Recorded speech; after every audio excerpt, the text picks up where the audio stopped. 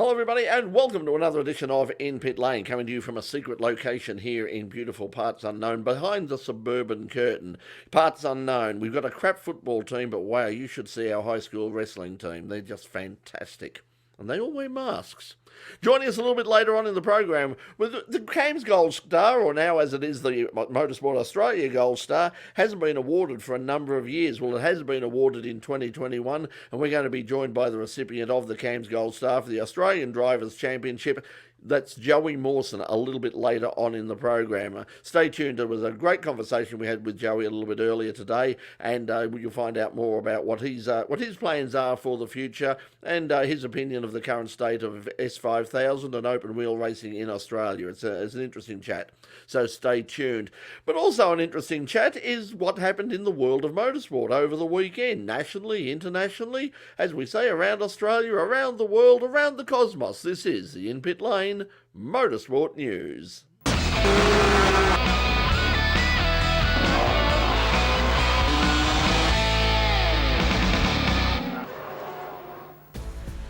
A breakthrough win for New Zealand driver Holmgartner after the latest round of the Australian Supercars Championship at the Bend in South Australia. Starting from pole for just the second time in his 161 race career, the 25-year-old mastered the difficult weather conditions to take Ford's first win since September last year. Sunday's action saw the good news continue for Ford fans as Anton Dipasquale gave the Blue Oval its 400th victory in Australian touring car competition. Dipasquale, who started from a career first pole position, led all the way to clinch his second career win. It was a great race for DJR, with Will Davison finishing second to give the team their first 1-2 of the year. Cam Waters recovered from a crash in race 2 to take the honours in race 3. Waters outlasted Shane van Gisbergen, who drove back through the pack to challenge for the lead late in the race. The win to the Tickford team driver gave Ford a clean sweep for the weekend. Despite not winning a race, the consistent Van Gisbergen was the overall winner of the weekend. Van Gisbergen extended his championship points lead to 190 over Triple Eight teammate Jamie Whincup as the teams move on to the next event at Winton in northeastern Victoria on May 29th and 30th. Brett Hobson and his Nissan GTR dominated the first race of a weather-affected GT World Challenge Australia round at the Bend. Changeable weather conditions made tyre choice a gamble, but team boss Garth Waldron's decision to start on dry tyres paid off. It was great to get our first win in the GT World Challenge, and it was great to get it at the Bend. I knew the old Dado had it in at some point, but it was just trying to unlock it, and obviously a good strategy by Garth. As they say, the boss is always right. Sitting on the grid and I'm thinking, should we go wet, should we go dries? And then in the middle of the race, hanging me out there that long and then going on the wets and then also then questioning that again and getting told just to shut my mouth and drive the car. Tricky conditions and amazing race. Sunday's second race was won by the Audi of Yasser Shahin and Garth Tander. Tough old race, they're never easy. Good start, got the Merc. It was important to get the Merc, but I didn't realise Brenton got such a good start in the Porsche on the other side of me, so it was really hard to get past him, but managed to use some lap traffic and got by and opened a small gap, but I knew we needed a bigger gap before the pit stop because of our pit stop time from yesterday's race. And then Yas jumped in and did what he does, just mowed him down, did a really good job. Every second in the lead he gave me the car was one less second I had to catch up. And he's right, we've been struggling with the car all weekend, but his car knowledge and my track knowledge here really paid dividends. I drove the wheels off it for the first half and then it was just managing it because it was getting quite greasy out there. Yet another victory for Lewis Hamilton with a win at Jerez in the Spanish Grand Prix. Hamilton again started from pole, but once again a fast start from Max Verstappen put the Red Bull driver into an early lead. Red Bull took the gamble on a one-stop strategy and it failed to pay off. Hamilton, on fresher tyres from his second pit stop, caught and passed the Dutchman on lap 60, going on to take his 97th Grand Prix victory. Valtteri Bottas took third, with Leclerc's Ferrari in fourth and Sergio Perez completing the top five. Australia's Daniel Ricciardo was sixth in the McLaren, driving a steady race and finally getting the better of his teammate Lando Norris, who finished in eighth. Martin Truex Jr. went into the Darlington 400 as the only driver to have won more than one single NASCAR race this year. He left with that record still intact after taking his third win of the season. Truex dominated the front of the pack, leading 248 of 293 laps, winning both stages before taking the race outright. Just 7 laps in, Eric Almirola was out early after he crashed his car into the inside wall off turn 2. Cole Custer had a similar crash to Almirola on lap 98, but apart from that and the usual bumps and scrapes of Darlington, the race was mostly without incident. A great start to the GT World Challenge Europe Sprint Cup with a win to the Audi of Charles Wurtz and Dries Vanthoor in Saturday night's season opening race at Magny-Cours in France. The pair dominated the race with Vanthoor taking the checkered flag, 6.4 seconds clear of Albert Costa in a Lamborghini. Race 2 saw another performance, this time by the Mercedes-AMG pair of Maro Engel and Luca Stoltz. Starting from pole, the pair survived pressure from behind and 2 safety car periods to earn a maiden overall win for Mercedes-AMG team TalkSport WRT. Second place to Wurtz and Vanthoor gives them the lead in this year's championship. And our thoughts are with popular supercars commentator Neil Crompton, who has been diagnosed with prostate cancer. The announcement was made on Tuesday. Crompton will undergo surgery in the coming weeks, but according to Supercars Australia, is expected to be on duty for the next round at Winton at the end of the month. In Pit Lane joins with all motorsport fans in wishing Neil all the very best of luck and a speedy and full recovery. The show may be over, but the Motorsport Chat continues with Full Course Yellow, the In Pit Lane Afterparty. We're on the In Pit Lane YouTube channel live most Thursday nights at 9:30, straight after In Pit Lane here on Channel 31. So, why not join us? Yes, I hope that you'll join us on Full Course Yellow, our after-show if you were, every Thursday night at about 9:30, as soon as we complete the show here on Channel 31. Now, when we come back, we're going to be joined by our special guest, Joey Mawson. He's the Australian Drivers' Champion for 2021, the first Australian Drivers' Champion in quite a few years and recipient of the prestigious Gold Star. He's going to join us right after this break. So don't go away. This is In Pit Lane. We'll be back in a moment.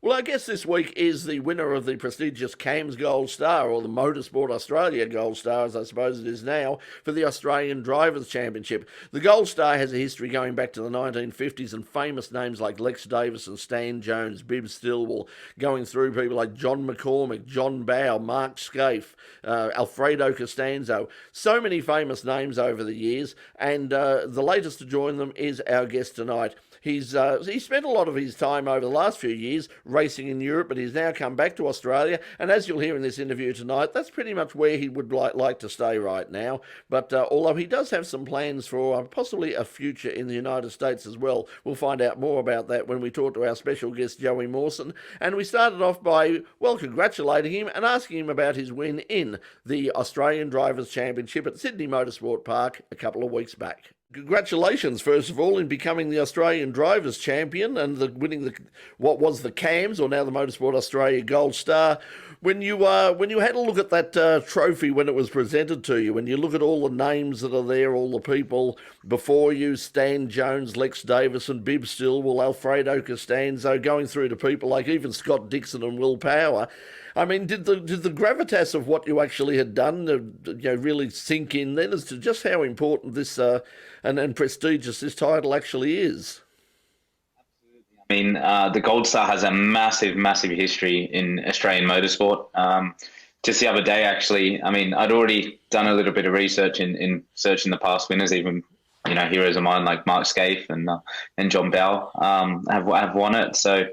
Yeah, the other day I actually jumped on to see just how far back it's gone, and I believe it was back till 1957, if it's correct to my knowledge. So, it's got a massive history, and yeah, for myself, I mean, this championship means a whole lot more to me, even more than the German F4, because it's such a massive part of history in Australian motorsport.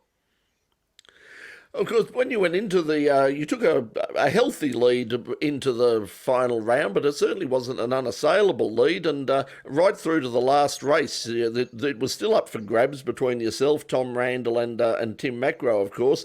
How did you feel? I mean, that opening lap, and when you ran wide, what did you think as you were sort of running wide? Did you think that perhaps you might have blown it?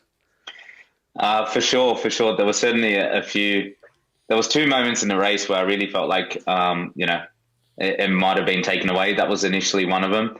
And then the other incident was when Capo had his crash in front of me, and I managed to slip a little bit on the grass. Luckily, my engineer Simon came on the radio and let me know before, so Otherwise, probably would have ended up in there. So, in all honesty, on reflection on the two incidents, I wouldn't say I'm glad it happened, but I feel like it made the victory much more sweeter because I had the feeling that it might be all over and taken away. It certainly made for good TV coverage because, going into the race, it was a pretty straightforward race. I just had to finish the race and I was starting on the front row. So everything looked so straightforward, but it certainly wasn't the case. And the feeling of relief and joy when, I finished the race, and after all the issues I had in that race, even with the engine overheating, at one stage when I initially came off, I thought I had damage. So it ended up being a very hectic race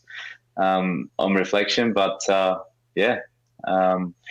in the end, we did enough, and obviously the hard work that we did at Sandown was really what won us the championship, and particularly also at Phillip Island when we scored a lot of points after qualifying so badly. Of course, although it's your first Gold Star, it's not the first Gold Star for the team that you were driving for, Team BRM. I mean, you've got the opportunity that you've worked with a lot of top teams overseas in Formula 4 in both France and Germany, and then of course in Formula 3 for a while as well. How do they compare? I mean, have you figured out the secret to Team BRM's success? I mean, why are they so successful? I'll be honest. From my experience, you can just feel the kind of the vibes and the energy in the team when you arrive there. As soon as I arrived in Team BRM, I knew I was in the right place. I knew I was going to be with a strong team. You arrive, the base car setup is always there, always close. So that always gives you the feeling that the team's very switched on and know what they're doing.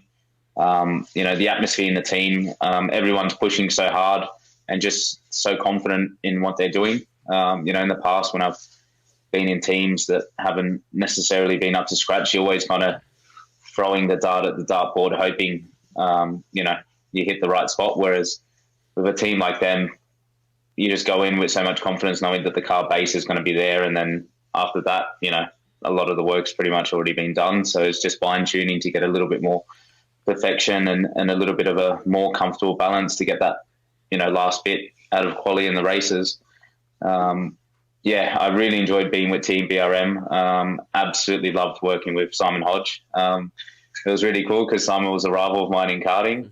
So then, nearly a decade later to be working with him and to then follow him also as the winner of the Gold Star, also at Eastern Creek, which was really, really cool. So I guess he brought me good omens, being his driver for the year.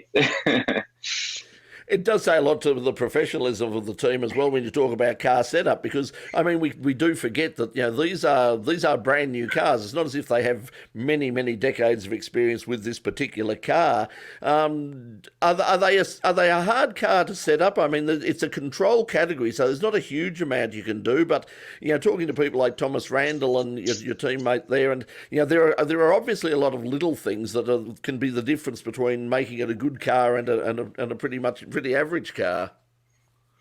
Absolutely. I mean, the thing with this car is it's because there's so much horsepower and the little grip we have, it's very rare that the car's kind of hooked up. Like, I've been fortunate to have, really hooked up cars in quali. My car was very, very good, very well set up in Sandown in quali and Sydney Motorsport Park. And even still, when you watch the onboards of the lap, the car's still moving around, the car's still twitching. So as a driver, it's hard because you're always searching for a perfect balance, a perfect setup. But compared to other cars that I've driven, even when this car, is hooked up and feels like it's on rails, it's still moving around and squirming a lot. So it's just looks like it's a natural characteristic of this car. The sooner you can understand that and just deal with it, that was for me the point where I really started to make some steps, which is basically from the end of Phillip Island weekend onwards. And of course, you were returning to open wheelers because after your Formula 3 experience in Europe, you actually moved into Porsches for a brief period of time. Tell us about that. I mean, why the move to Porsches, and do you think that's an area you might go back to in the future? The reason why I moved into Porsches was because I'd reached a point in my career where I was a little bit stuck. I wanted to stay in single seaters, obviously, but I didn't have the budget at that time to stay in F3 or even move up to F2, which was the next logical step. So, you know, to kind of keep my career going, also with the sponsorship group that I had, we decided to put myself in Porsche Super Cup. I always found the Porsches very difficult to drive. Never really had a feeling where I really felt natural in those cars. If I'll be honest, the driving style was so different to single seater that everything always felt backwards, and I never really had the feeling that I understood that car, even in the second year. You know, I jumped back in a single seater, no testing in Tasmania, straight into the warm up, and you know, even to my own surprise, I was P2 in the warm up straight away. So even with no experience driving the S5000, I just felt it so much more natural and suited to my natural driving style, I guess. So yeah, I really feel like my heart at the moment really belongs in single seaters. A lot of my success, or most of my success in my career has come in single seaters. So, you know, it makes it pretty obvious that that's where I want to kind of stay and be at the moment. Okay, well, we're going to take a break now on In Pit Lane. But we'll be back with more with our special guest, Joey Mawson, in just a moment. You're watching In Pit Lane on C31 Melbourne and, of course, on the In Pit Lane YouTube channel. Don't go away. We'll be right back. Welcome back. Well, our special guest is our Australian Gold Star champion for the Australian Drivers' Championship. He is Joey Mawson. And Joey, we spoke about your time in S5000 and getting back into open wheelers. I mean, what is the long-term plan now? I mean, obviously, you know, everybody goes off to Europe. I mean, there's lots of Australians over there. We've got our mate Hugh Barter is currently sort of following in your footsteps in the French Formula 4 Championship at the moment. Lots of Australians over there, but it just seems to be that there's that very much that glass ceiling, isn't there, where really, you know, it's not a matter of running out of talent. It is, as you say, just running out of pure cubic dollars. So where do you go now? I mean, in terms of is supercars inevitable, or are there other options that you have in the future, both here and overseas? Look, I don't want to plan too far ahead because, at the moment I'm really happy with what I'm doing in S5000. Obviously, you know, like I said, for season 2, the plan is to come back and hopefully, you know, have a crack at the Gold Star. You know, obviously supercar, we have, you know, a big following with supercars here. But at the end of the day, you know, if I got to the point where I was earning a wage in S5000, you know, I'd be pretty happy driving that car. But like always in motorsport, you always got to keep all your options open.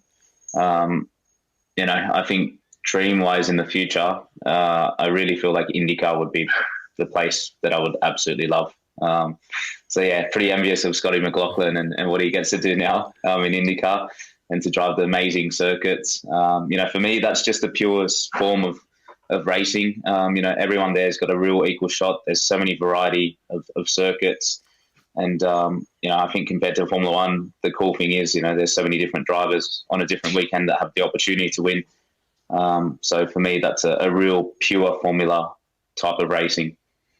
And as you say, I mean, you have that, you know, that huge variety. I mean, obviously with the oval tracks as well as some of the great sort of American circuits, which, you know, we don't pay really enough attention to, but there are some magnificent circuits in the United States. What about the opportunities that might arise by things like the European and the Asian, particularly the Asian Le Mans series, things in world sports, the World Endurance Championship? They are certainly taking off again. Have you looked in that direction as well? I haven't yet, and the reason for that is because there's so much budget that's required to enter that. You know, obviously my goal is to get paid, but to enter into something like Asian Le Mans, at the experience that I've had, I've been asked to bring budget, which is why I've never really, you know, gone in that direction yet.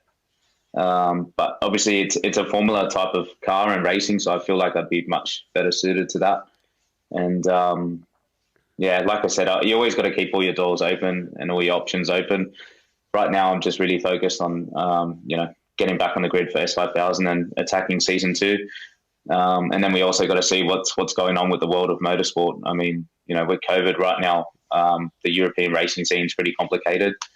You know, I've always told myself until COVID calms down, I wouldn't really be interested in returning back to Europe because I didn't enjoy living there last year. I felt pretty homesick. So right now I'm pretty happy to be, well, I'm not pretty happy. I am happy to be back in Australia with my family and friends. And yeah, I can really comfortably say now that, I'm living the dream, being able to live back home and race in S5000. With that in mind, what are the plans for the future now? There's a break until the opening round of the next series for S5000 at Sandown. I think it's in September, and then there's an international, some short international series as well, which includes, amongst other places, both Albert Park and Mount Panorama. Are you keen to be involved in that? And is that a certainty at this stage? Have you got a deal together for next season? I haven't got a deal together yet, but we're going to go into negotiations with my sponsorship group and team BRM again.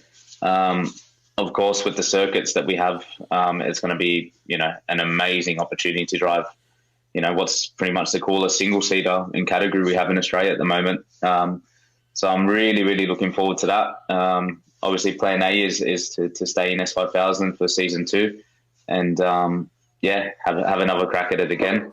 The series has only continued to evolve, and I'm sure the grid will be bigger and better next year. It really deserves to be, and I hope that with the international week that we have coming along, it's going to attract the international drivers that it deserves, which will bring even more publicity to the category. Well, you, of course, would have some, plenty of contacts overseas. I mean, from your time in Europe, I mean, from the people that you raced against over there, including your teammate, the guy you beat for the German Formula 4 Championship in Mick Schumacher. I mean, are people overseas aware of this category now? Are they showing any interest in it at all? Absolutely. I've had a lot of European contacts, believe it or not, that have been following my races. Particularly with COVID going on, there's not much happening in Europe. So there's been even more following and interest of the S5000 category, and it's such a different and exciting formula that's what really attracts people's attention.